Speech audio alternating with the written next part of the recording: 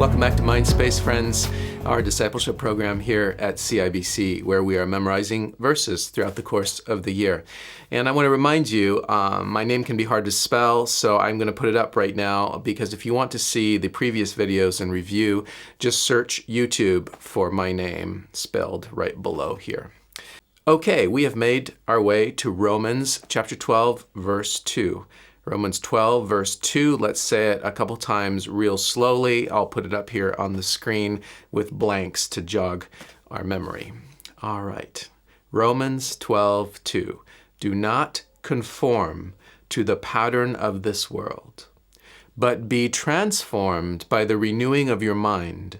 Then you will be able to test and approve what God's will is, his good and pleasing and perfect will. Romans 12, 2. All right, let's do that one more time and fix this in our minds. Romans 12, 2. Do not conform to the pattern of this world, but be transformed by the renewing of your mind. Then you will be able to test and approve what God's will is, his good, pleasing, and perfect will. Okay, last week we talked a little bit about this wonderful idea that we can actually know the mind of God. And now I want to just highlight a little bit about the second part of what this verse says. It talks about the fact that the will of God is good. And here I need to underline something that is really important for us to understand. In the ancient world, nobody struggled with the idea of atheism.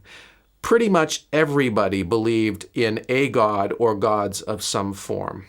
So whereas today the world is very interested in whether God exists or not and how we can prove whether he does or not, and we have atheists and we have agnostics and we have believers and so on and so forth, the ancient world wasn't really concerned about that, and as a result, the Bible spends very little time even considering the idea of atheism. Instead, it is very concerned about something that the people then were concerned about, which is not do gods exist, but what are they like? What is their character? Are they good or bad? And the Bible spends an enormous amount of time unpacking the fact that God is good. And I think it's very important for us to wrap our minds around the fact that God could have existed and not been good.